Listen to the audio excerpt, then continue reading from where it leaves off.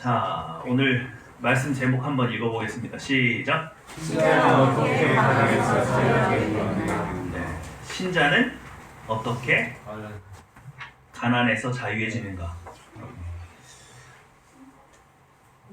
여러분 이건 너무 잘 아시죠? 예수님께서 십자가에 달려 돌아가셨습니다. 그렇죠?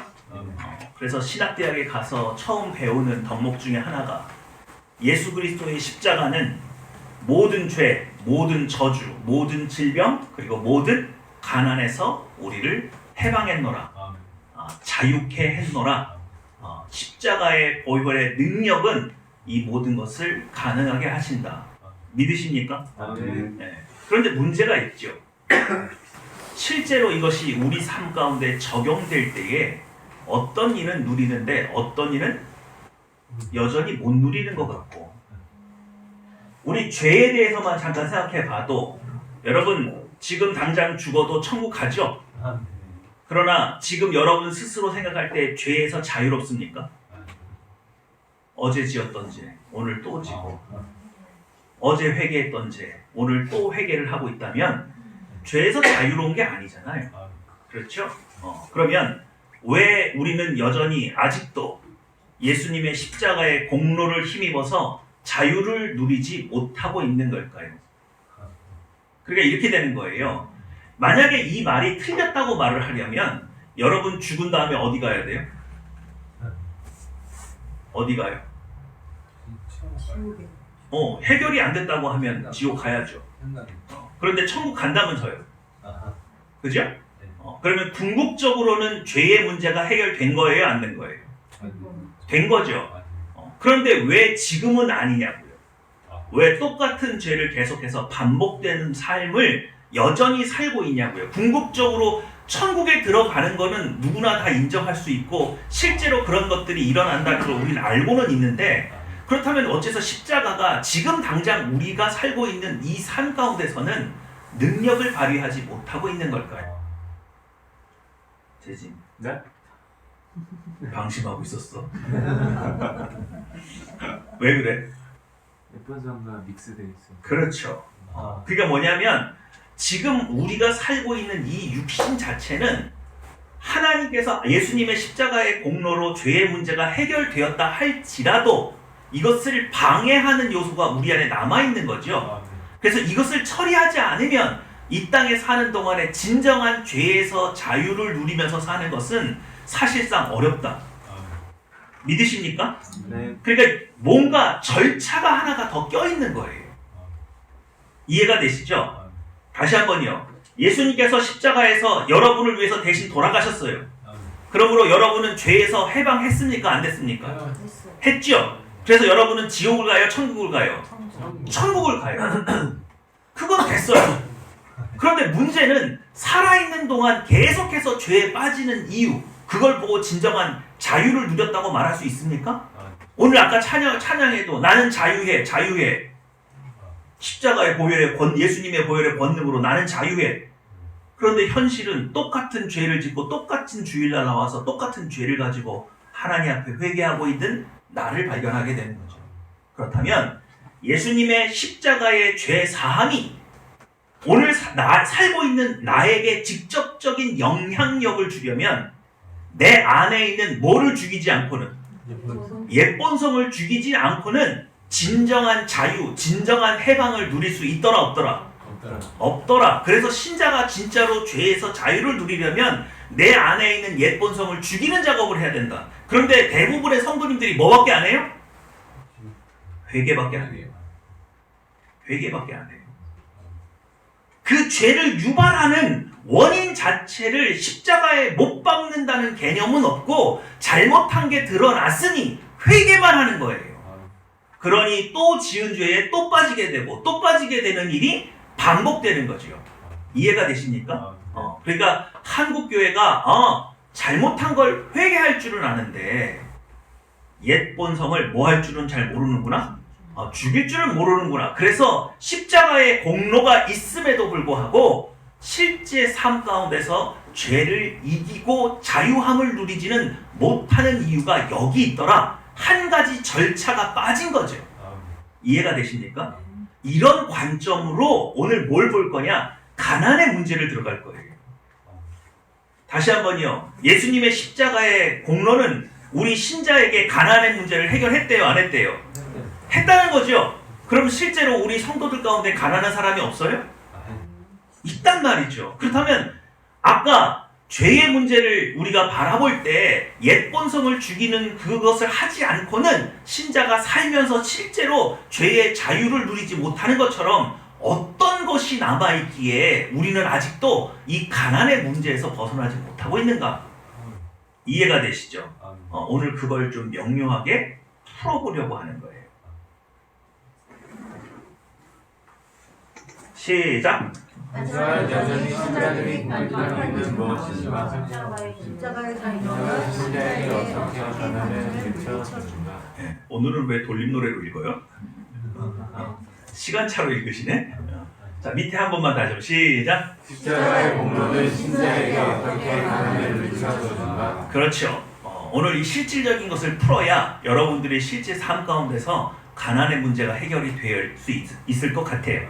그렇죠? 네. 궁금하지 않으세요? 저만 신났나 봐.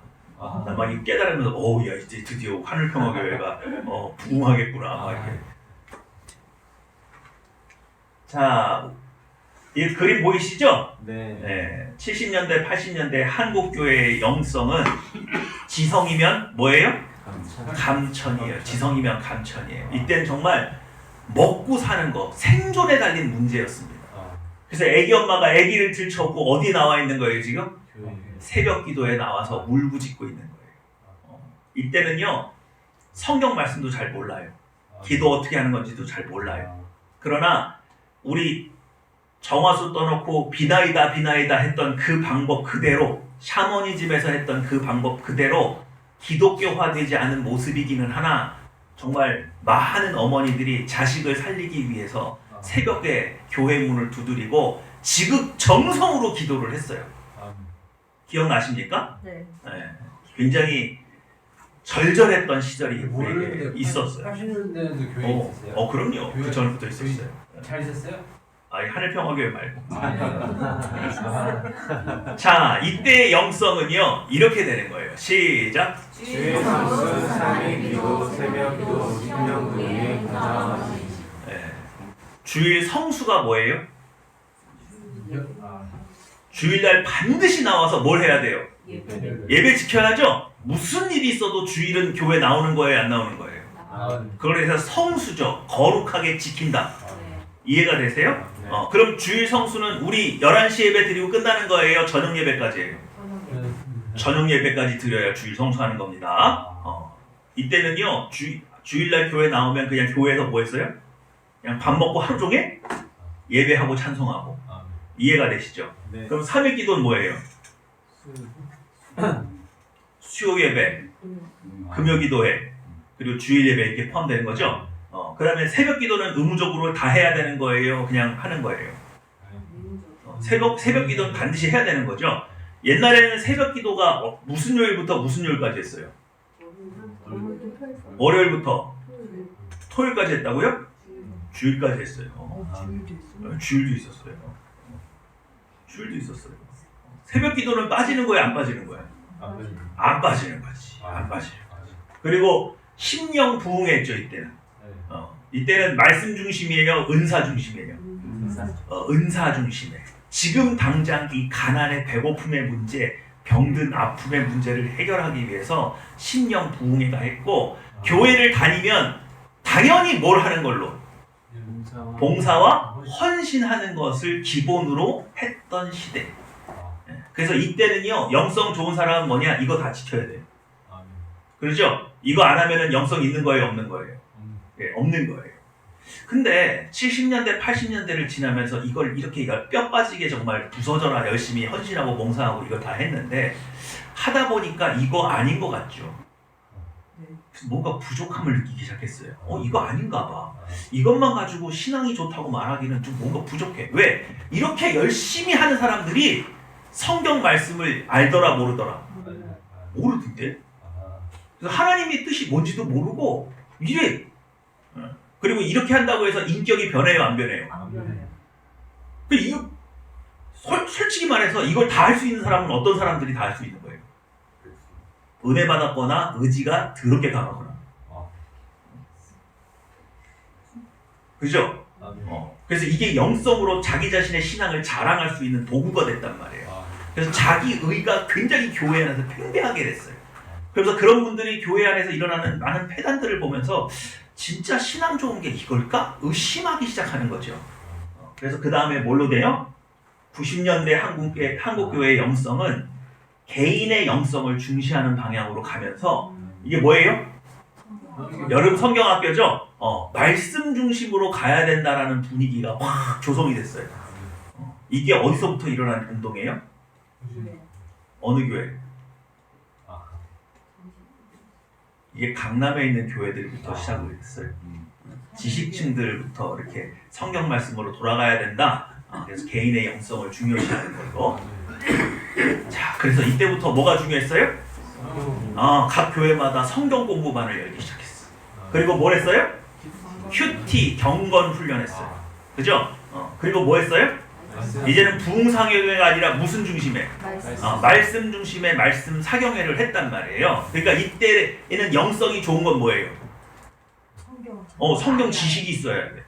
그리고 큐티 해야 돼, 안 해야 돼? 큐티 해야죠. 그리고 말씀에 대한 사모함이 있어야 됐던 시대. 그래야 저 사람 믿음 좋은 사람이야 라고 인정받았던 시대. 그런데 머리가 가득 채워진다고 해서 삶이 변했을까요? 그건 아니더라. 자, 그래서 근데 이제 또 관심사가 또 딴 데로 갑니다. 90년대 후반에서 지금 현재까지 한국교회의 영성은요, 대형교회가 리드하기 시작했어요. 코로나 전까지. 대형교회 언제 온누리교회, 사랑의 교회, 그리고 지구촌 교회, 이렇게 큰 교회들이 있어. 대형 교회들. 그래서 대형 교회를 중심으로 예배에 대한 사모함이 좀 있었죠. 그래서 이때는요, 크고 화려한 예배가 좀 지향이 되고, 그리고 경배와 찬양. 그래서 이 찬양의 중요성이 굉장히 강조되기 시작했고, 이제는 말씀 사경회도 아니고 뭐예요? 세미나가 돼버렸어요. 세미나가. 그러니까 굉장히 좀 예배적인 요소가 좀 많이 좀 빠진 성경 공부 자체로 강의식으로 많이 바뀌게 됐죠. 이렇게 좀 발달이 됐다가 지금 2024년이잖아요. 그죠? 진짜 영성은 뭘까? 고민하게 되는 거예요. 다시. 우리가 예배도 좀 크고 화려하게도 해봤고, 찬양의 깊이를 한번 좀 더 해보기도 하고, 그리고 정말 은사 중심으로도 해보고, 별걸 다 해봤단 말이에요. 그런데도 불구하고 정말 예수님의 십자가의 능력이 우리 삶 가운데 적용되는 것이 지금 실제로 일어나고 있느냐라고 말을 하면 여전히 의문스럽다. 대한민국에 있는 성도들을 다 모아놓고 나는 모든 죄에서, 모든 저주에서, 모든 질병에서, 모든 가난에서 자유한다. 손 들어봐! 그랬을 때 손을 들고 정말 자유하는데요? 그렇게 말할 수 있는 사람이 있느냐? 많지 않을 것 같아요. 그럼 도대체 뭐가 문제냐? 이거죠. 자, 시작! 거듭난 새 성령이 내리는 예배하고도 이번 성의 주. 자, 이제 2024년부터 진짜 이제 영성이 좋은 사람은 어떤 사람이에요? 옛 본성을 철저하게 뭐해서? 십자가에 못 박아서 거룩한 새 본성으로 하나님 앞에 서서 예수 그리스도의 인격으로 날마다 변해가는 삶을 실제로 살아낼 수 있는 사람. 이게 진짜 영성인 거예요. 믿으시죠? 이거를 누가 주도한다고? 아니, 이걸 누가 주도한다고? 어느 교회에서 이걸 주도한다고? 2024년부터 하늘평화교회가. 이해가 되세요? 그러니까 하늘평화교회가 지향하고 새로 한국교회에 제시하고 있는 해답은 뭐다? 옛 본성을 뭐 해야만? 죽이지 않고 예배드리는 거, 죽이지 않고 찬양하는 거, 죽이지 않고 기도하는 것 의미가 없다. 믿으시죠? 이제 한국교회, 이제 우리 하늘평화교회가 이제 선두하는 거예요. 선두적인 교회입니다. 그리고 오늘 지금 적게 모였잖아요, 우리가. 그죠? 왜 적게 모였어요? 왜 적게 모였어? 숫자가 적어서? 소수 정예. 예수님도 몇 명으로 시작했어요? 대형교회가 어디예요? 대형교회가 어디? 대형교회? 아까 말했죠, 온누리교회. 어디? 우리 소수 정예로 간다. 아, 아셨죠? 그러니까 이게 누구한테 먼저 적용이 돼야 되는 거예요. 당연히. 여러분들한테 먼저 이게 적용이 돼서 여러분의 삶이 바뀌는 거죠. 그러면 누가 먼저 알까요? 여러분 주변에 있는 사람들이 대번에 알아채는 거죠. 그러면 교회가 부흥할까요? 안 할까요? 안 할 수가 없다. 안 할 수가 없다. 너는 어떻게 그래? 어떻게 이 상황에서 평안할 수 있어? 너는 어떻게 그래? 어떻게 원수를 사랑할 수 있어? 이런 일들이 실제로 일어나야 된다. 네. 무슨 말인지 아시겠죠? 네. 자, 시작. 생각을 바꾸려 해도 바뀌지 않는다. 예쁜 예본성이 죽어야 새본성으로 보인다. 우리는요, 방법이 뭔가가 잘못됐어요. 우리가 성경을 읽으면서 나는 왜 이렇게 못 살지? 이건 지금 내 머릿속의 생각이죠. 그래서 우리는 자꾸 사람의 생각을 바꾸면 행동의 변화가 올 거라고 생각을 하는 거예요. 그런데 성경이 우리한테 제시하는 건 뭐냐면 사람이 거듭났는데도 하나님의 백성다운 삶을 살지 못하는 것은 생각이 바뀌지 않아서가 아니라 구조적으로 문제가 있어서 그렇다는 거예요. 그 구조적인 문제가 뭐였습니까? 바로 옛본성을 죽이지 않고는 새본성으로 살 수가 없다. 그래서 기독교 연기론에 의하면 연기학원의 모든 연기 대학이나 이런 연극과 학교에 가면요, 배역을 입는 걸 가리키는 거예요. 그런데 기독교 연기학과를 가면요, 배역을 벗는 걸 먼저 가리킨대요. 왜요? 배우가 벗을 줄 모르면 일상생활로 돌아오지를 못한다는 거예요. 정말로 제가 본 연기자들 분들 중에 그 공연이, 그 드라마가 끝났는데도 그 배역대로 살고 있는 분 많이 봤어요. 괜히 가오 잡고 그 캐릭터에서 헤어나오지를 못하는 사람. 그러니까 사람이 사람답게 살려면 연기자도 입는 게 먼저예요? 벗는 게 먼저예요? 벗는 게 먼저다. 성경에서 예수 그리스도로 옷 입으라, 새 사람을 입으라. 입는 게 먼저인 거예요? 벗는 게 먼저인 거예요? 벗는 게 먼저예요. 여러분이 밖에서 일하다가 집에 돌아오면 옷을 갈아입어요? 안 갈아입어요? 갈아입잖아요. 벗는 게 먼저지 입는 게 먼저가 아니다. 그래서 우리가 뭐가 문제다? 옛 본성을 벗지 않고 새 본성을 입으려고 하니까 혼란이 왔다. 믿으시죠? 그래서 한국교회가 이제는 절차를 밟아서 벗는 걸 먼저 가르쳐야 된다. 자, 읽어볼까요? 시작. 기도는 영적인 행동이나 예본성을 기도할 수 있다. 봉사는 거듭난 신자의 행동이나 예본성으로 봉사할 수 있다. 은사는 성령께서 주시는 선물이나 예본성으로 사용할 수 있다. 자, 여러분, 기도한다는 것 자체는 육체가 하는 활동이에요? 영이 하는 활동이에요? 영적인 거죠? 기도는 누구를 만나기 위한 활동이에요. 영이신 하나님을 만나는 활동이에요. 그래서 육체 일을 쉬는 거예요. 그래서 두 손을 모으고 눈을 감아요. 그죠? 그래서 오직 육체가 하는 건 심장만 뛰는 거지. 그러죠? 그래서 영어로부터 영이 작동하는 거잖아요. 그러면 기도한다고 해서 다 영적인 거냐? 아닐 수 있더라. 왜? 그의 마음을 지배하는 것이 옛 본성이면 그 기도의 내용 자체가 뭘 구하더라? 옛 본성에 원하는 것을 구하더라. 믿으시죠? 그러니까 기도는 분명히 영적인 것이지만 옛 본성으로도 기도할 수 있더라. 그래서 오늘 성경 본문 말씀에 옛 본성으로 기도하는 게 뭐예요? 31절 시작. 그러므로 영리하게 이르기를 무엇을 먹을까 무엇을 먹을까 32절. 야, 야, 그거는 안 믿는 사람도 하는 거야. 거듭나지 않은 저 안 믿는 사람들도 자기 신을 향해서 하는 거야. 믿으십니까? 무엇을 먹을까, 무엇을 마실까, 무엇을 입을까를 염려하면서 기도하는 거, 그거 거듭나지 않은 사람도 하는 일이라고. 너희는 그렇지 아니야. 그러니 여러분, 기도한다고 해서 그 사람 영적인 거? 아니에요. 우리가 70년대, 80년대를 지나오면서 기도 시간이 많다고 해서 예배를 하루 종일 드리고 있다고 해서 영적인 사람이 아니라는 걸 깨달았다. 이미 깨달았다고요. 믿으십니까?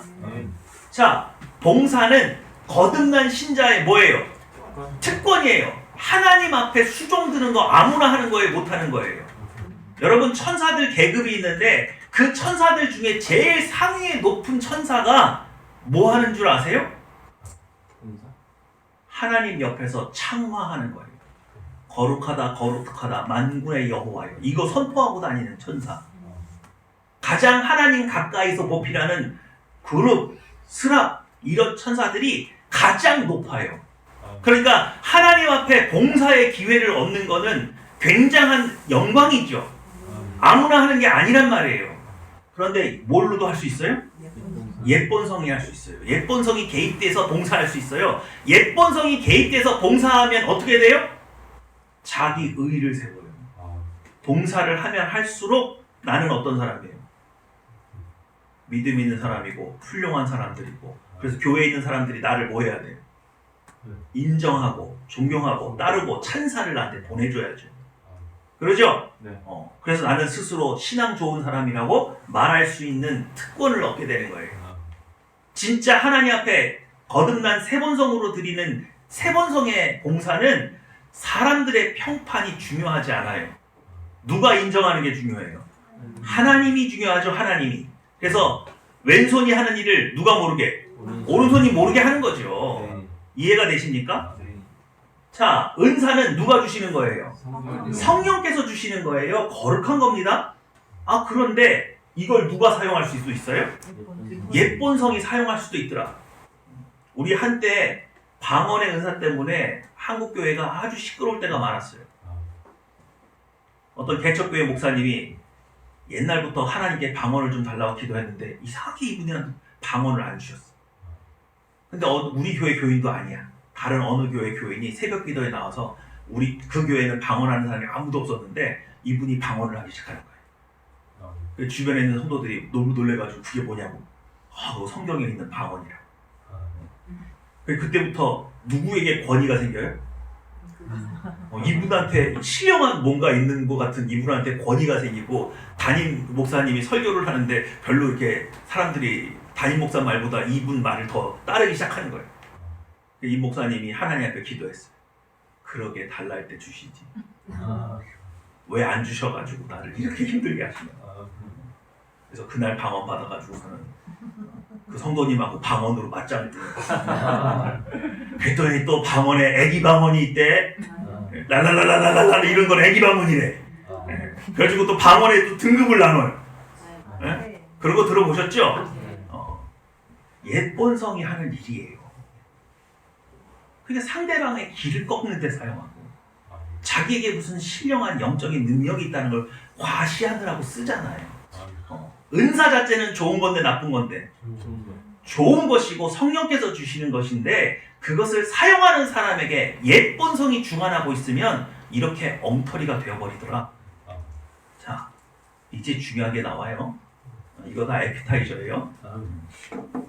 시작. 성령과 사명은 하나님께서 말하기를 본성으로 취할 수 있다. 여러분, 여기 당부장도 한번 읽어볼까요? 시작. 책임과 의무가 권력과 권한을 이루며. 여러분, 소명이 뭐예요? 하나님의 부르심이 뭐예요? 왜 부르셨어요? 콜링이라고 하죠, 영어로는.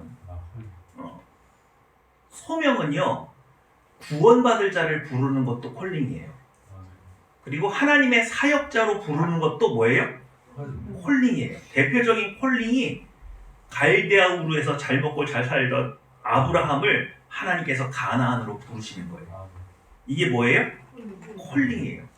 구원받은 하나님의 자녀로. 그러니까 소명은 자격이나 신분을 바꾸기 위해서 하나님이 부르시는 거예요. 사명은 뭐예요? 그렇죠. 맡겨진 어떤 일이 있어서 부르시는 거죠. 네. 그래서 소명과 사명은 분명히 누구로부터 나오나?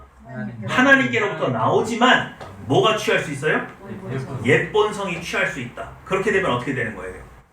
그 소명이나 사명을 근거로 다른 사람들의 그 권한을 제한하거나 내가 착취하거나 이용하는 책임과 의무보다 권력과 권한을 누리려고 하는 거죠. 이런 경우 많아요, 안 많아요? 많죠? 대표적인 예가 솔로몬이에요. 솔로몬은 하나님께서 맡겨주신 이 백성들을 잘 다스릴 수 있는 지혜를 구했죠? 네. 듣는 마음을 구했잖아요. 네. 그랬더니 하나님께서 너무 기쁘셔가지고 부와 명예와 권세와 모든 걸 다 더해주셨잖아요. 근데 결국 그거를 하나님을 위해서, 백성을 위해서 썼어요? 자기를 위해서 썼어요? 자기를 위해서 쓰더라.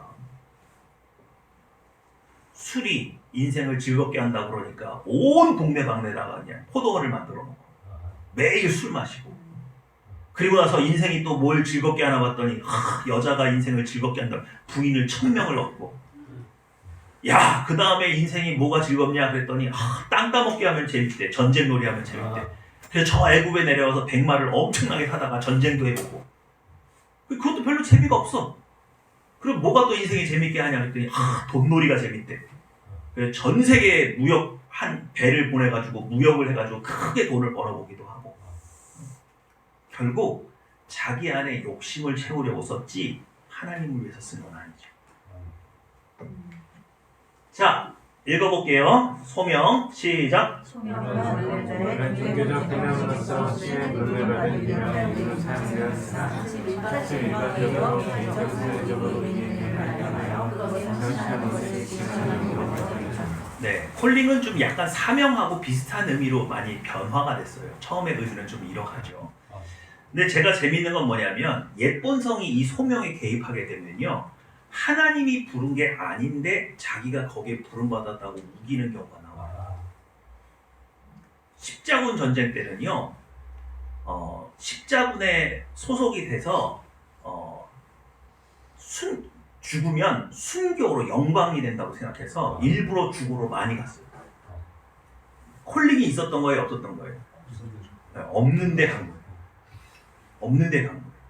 또 우리 80년대, 90년대 대학생 선교회 이런 거 많이 있으면서 잘못된 콜링 받고 본인이 선교사로 부름받았다, 목사로 부름받았다 그래서 신학대학이 엄청 많아졌죠.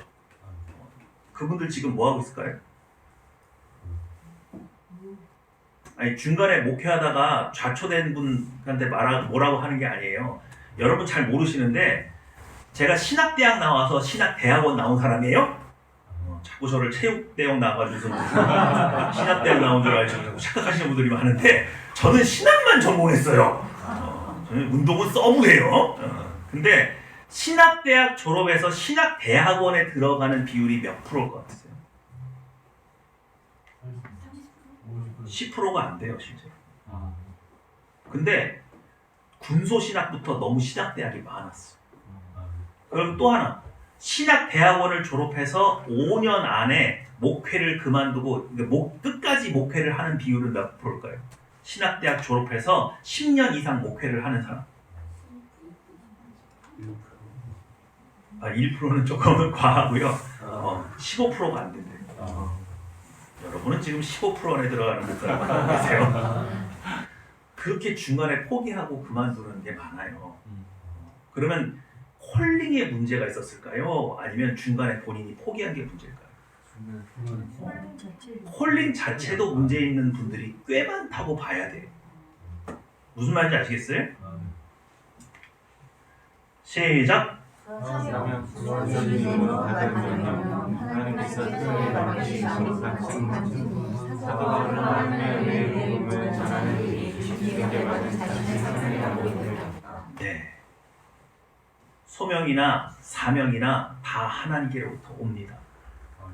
그런데 여기에 옛본성이 개입하게 되면 부르지도 않았는데 본인은 부름받았다고 생각하고 자기 사명이 아닌 일에 자기 사명인 줄 알고 거기에 목을 매는 경우가 얼마나 많은지 모르겠어요.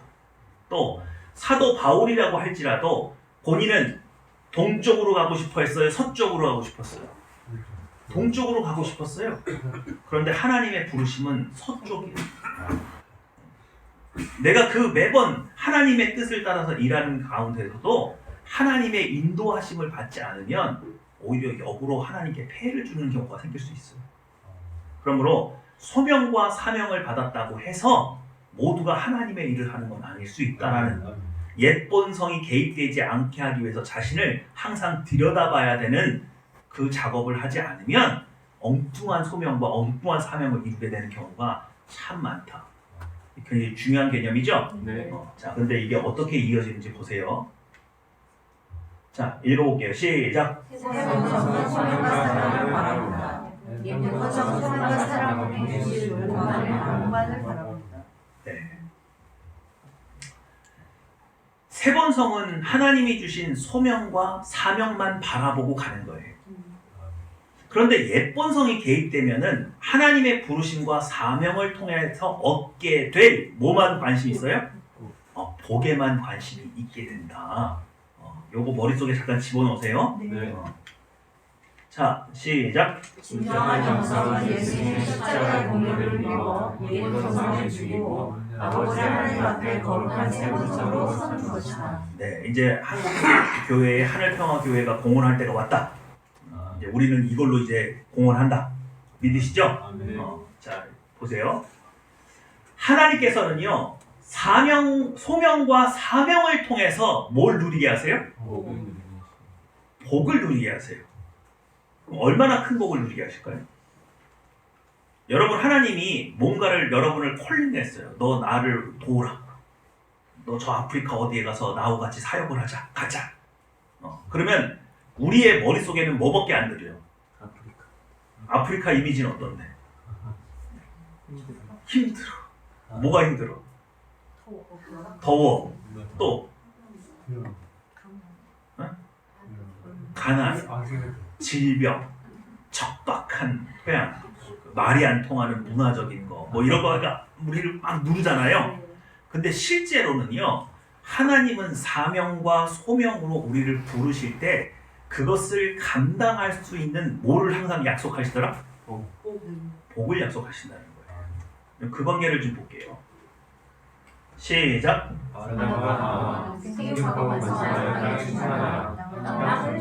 뻥이네.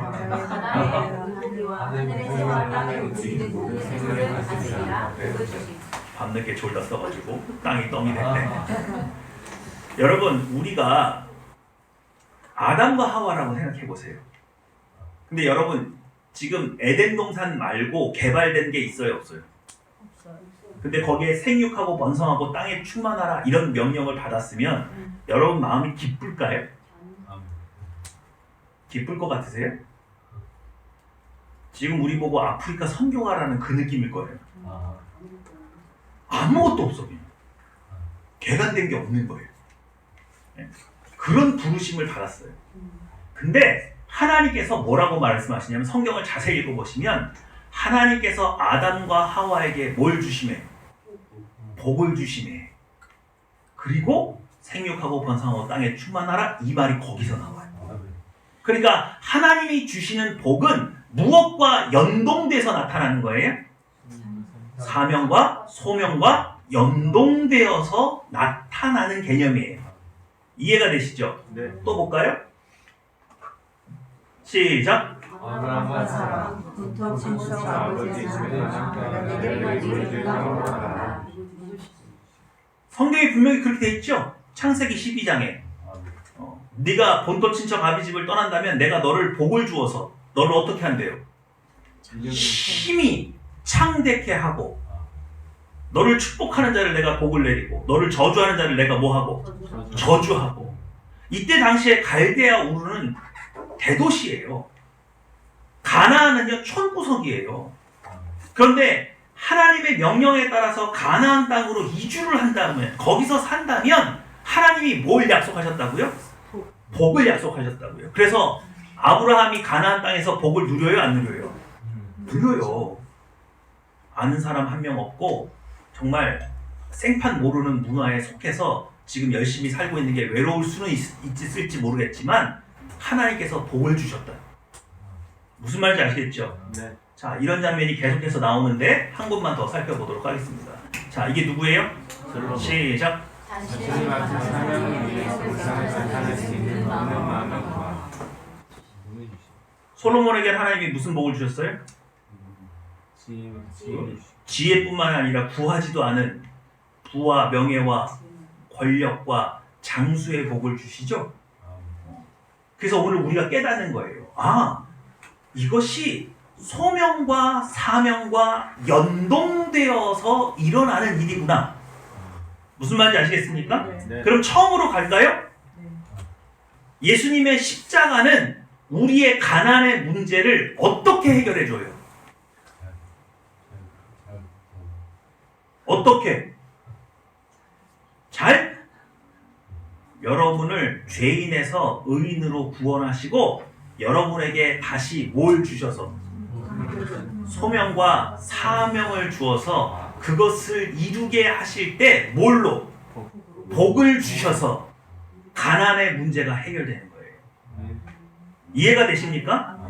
죄를 예수 그리스도께서 우리를 대신해서 돌아가셨어도 죄의 책임을 지셨어도 내 안에 있는 옛 본성의 문제를 해결하지 않고는 진정한 죄의 자유를 못 누렸던 것처럼 거듭난 하나님의 백성은 반드시 여러분에게 둘 중에 하나는 반드시 있다. 뭐가 있다? 소명이 있든지 사명이 있든지. 믿으십니까? 네. 그걸 발견하고 그것에 헌신하는 모든 사람에게는 하나님이 가난의 문제를 해결해 주신다. 네. 복을 주신다. 네. 부족함이 없게 하신다.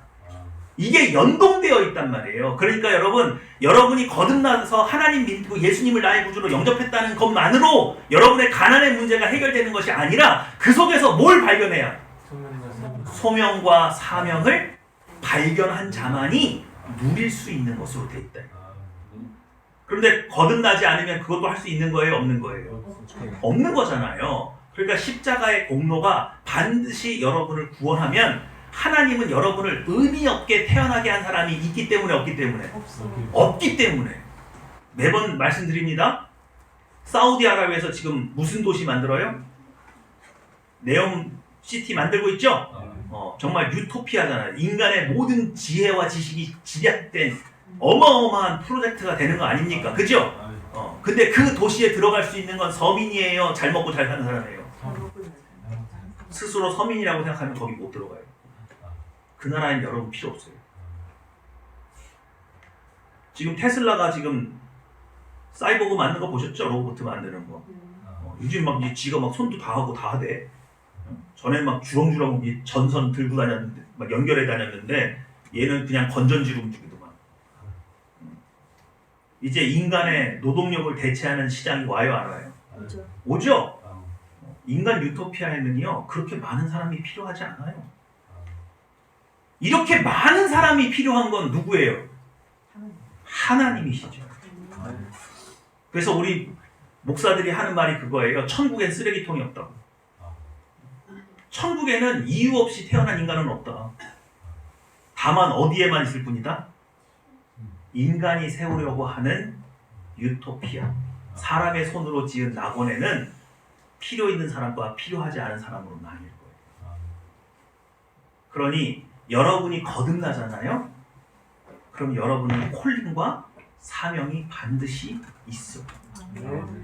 그런데 많은 신자들이 옛 본성에 사로잡히면 소명과 사명을 따라 사는 게 아니라 뭘 따라 사는 거예요?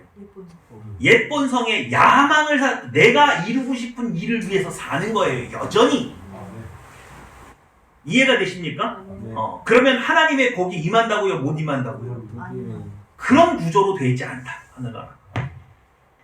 그래서 신자는 거듭났으면 반드시 하나님께서 나를 왜 부르셨고 어떤 사명을 맡기시려고 하시는지 그 모든 것에 대해서 항상 기도하고 깨어 있어야 된다. 그걸 좀 극단적으로 보여줄까요?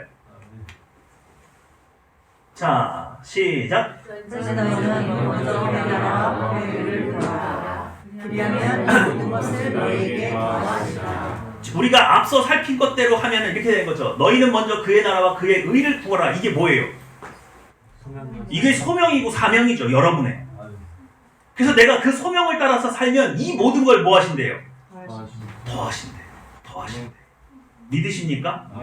이 원리가 구약에서부터 창세기에서부터 신약에 이르기까지 똑같잖아요. 그렇죠? 그러니까 예수님께서 십자가에서 모든 가난의 문제를 해결해 주셨다고 할지라도 그것이 우리 개인에게 적용이 되려면 여러분이 반드시 뭘 발견해야 된다? 소명과 사명을 발견하고 그것을 위해서 헌신할 때 이 모든 것을 뭐 해주시기로?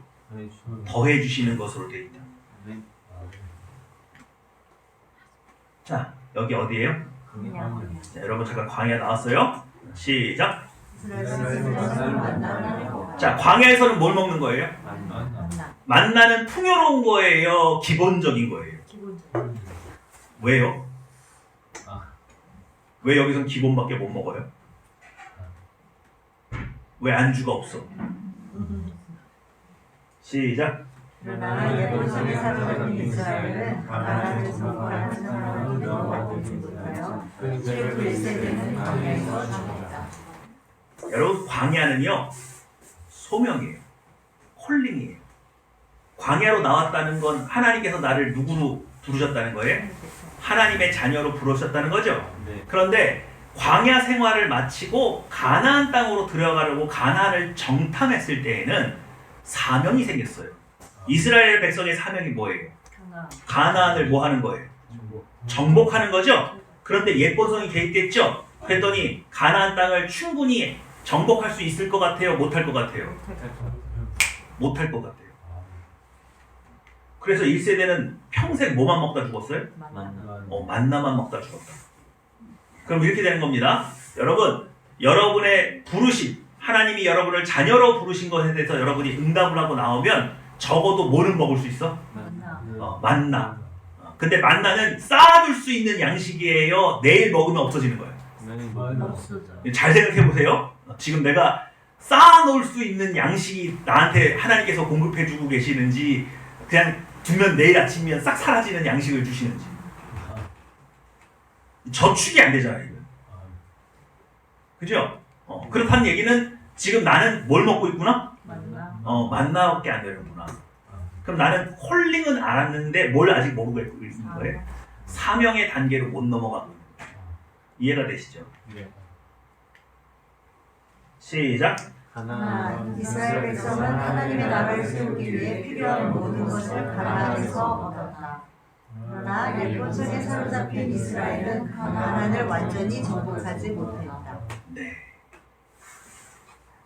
오늘 이 말씀을 여러분 마음속에 새기십시오.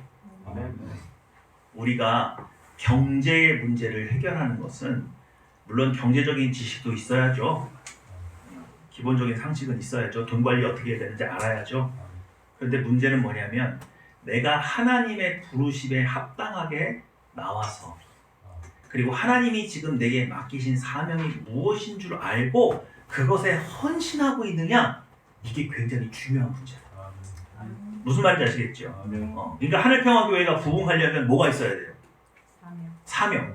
지금 우리 교회는 우리 교회 헌금을 보면요 한 달 항상 보고할 게 없어. 한 달 되면 이게 거의 바닥이야. 그러니까 이게 한 달마다 기적이 일어났어. 지금까지 제가 말을 안 해서 그렇지 한 달마다 기적이 일어났어요 실제로. 여기까지 온 거 정말 기적이에요. 이게 쭉 놓고 보면은 다음 달은 어떻게 채워질까? 이게 얼마나 쫄리는지 몰라. 근데 말일이 되면 여기 있어. 한 달마다 뭔가가 일어났던 거야. 기적이 일어났던 거야. 이해가 되시죠? 그러니까 이거 보니까 우리가 뭘 먹고 있는 것 같아? 부르심은 이해를 한 것 같다 우리가. 근데 도대체 하늘평화교회를 하나님께서 뭐 쓰시려고 우리를 이렇게 지금까지 광야의 생활을 하게 했을까? 사명을 발견했다. 우리의 사명은 뭐다? 그렇죠. 한국교회가 옛본성에서 벗어나게 하는 거다. 그래서 정말로 십자가의 공로가 한국교회에 적용되게 하는 거다. 믿으시죠? 그래서 이제 우리가 이 일에 막 진짜 막 최선을 다해서 해보려고 하는 거죠, 막. 그러면 교회가 어떻게 되겠어요? 부흥을 어떻게 해요? 부흥의 징조가 뭘로 나타나는 거예요? 여러분 한국 교회에 어떤 영향력을 끼치려면요, 제가 지금 생각할 건데 최소 교인이 300명 이상은 있어야 돼요. 그러니까 100명을 자립의 기준으로 보거든요. 근데 100명 갖고는 자립한 거지 한국 교회에 어떻게 뭔가를 이렇게 영향력을 끼치기는 어려워요. 그러니까 적어도 몇 명? 300명 이상은 돼야 한국 교회에 영향력을 끼칠 수 있는 교회가 되는 거예요. 이해가 되시죠? 그러면 우리가 이 소명을 잘 받아들이면 몇 명까지는 그냥 가는 거예요? 300명까지 가는 거예요. 근데 300명까지 갔을 때 재정적으로 안정이 돼야 되잖아요. 그러니까 여러분 안에 무슨 일이 일어나야 돼? 한국 교회를 위해서 우리가 이 사역에 동참한다. 우리가 여러분 막 열심히 하잖아요. 여러분 개개인의 재정이 계속 늘어야 돼요. 재정이 늘든지 사람이 늘어서 재정이 늘든지. 뭐 할래요?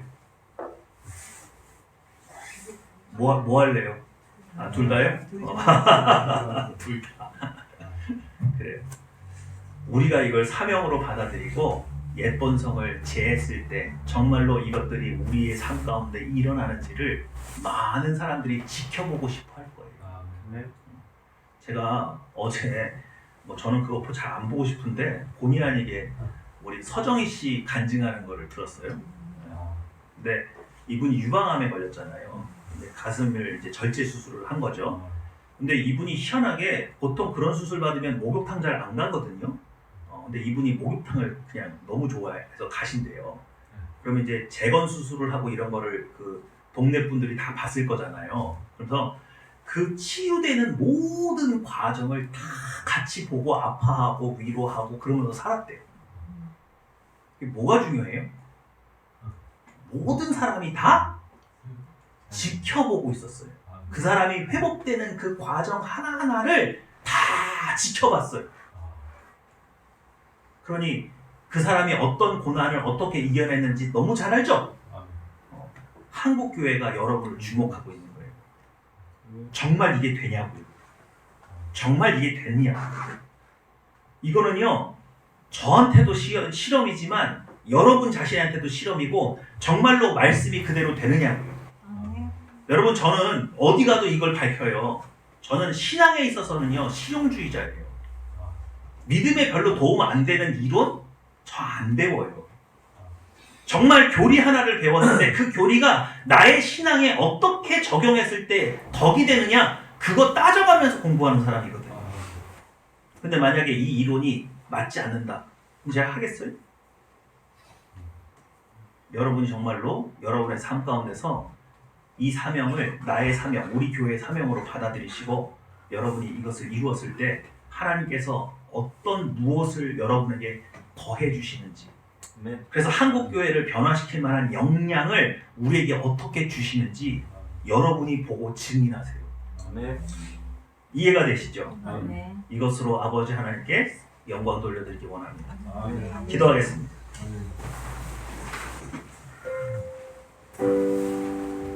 오늘 우리에게는 두 가지 새로운 사실을 알게 되었습니다.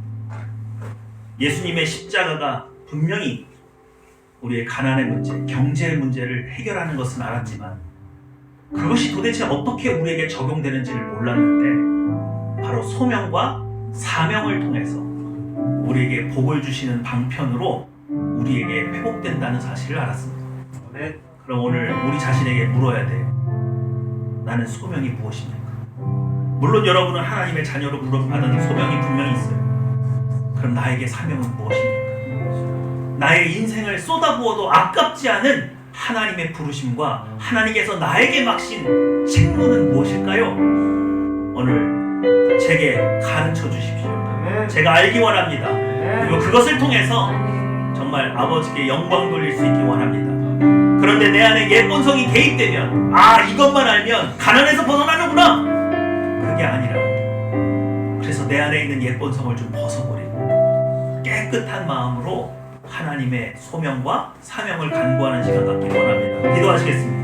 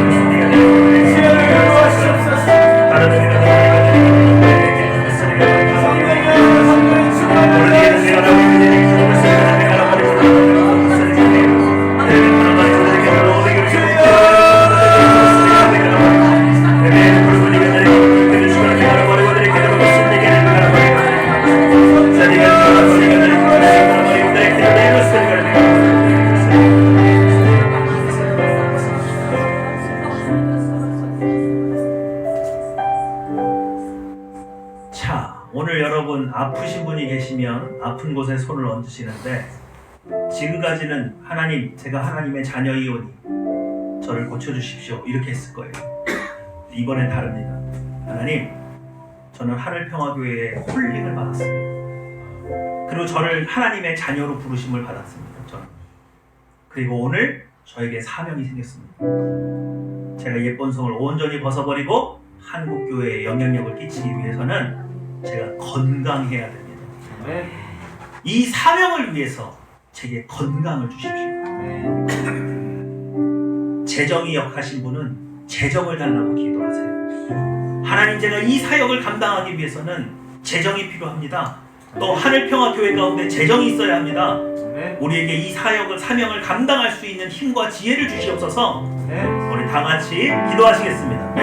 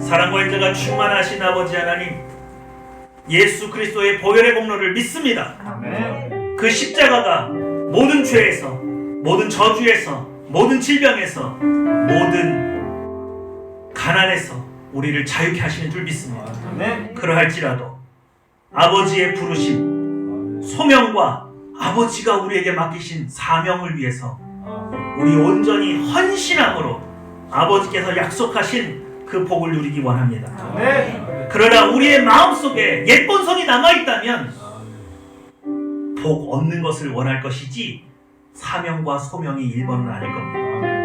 오늘 우리에게 예수 그리스도의 보혈의 피를 뿌려주셔서 아멘. 정결케 하여 주시옵소서. 아멘. 우리의 옛 본성이 십자가에 못 박게 하여 주시옵소서. 아멘. 오직 소명과 사명만을 바라보고 아버지 하나님께 영광 돌리는 그 큰 기쁨 가운데 하늘평화교회가 부르심에 응답하기 원합니다. 아멘. 우리가 새 본성으로 응답하오니 우리에게 이 모든 것을 더하사 오직 이 뜻을 이룰 수 있는 능력과 지혜를 허락하여 주시옵소서. 아멘. 감사 기도드리며 내 주 예수님의 이름으로 기도했습니다. 아멘.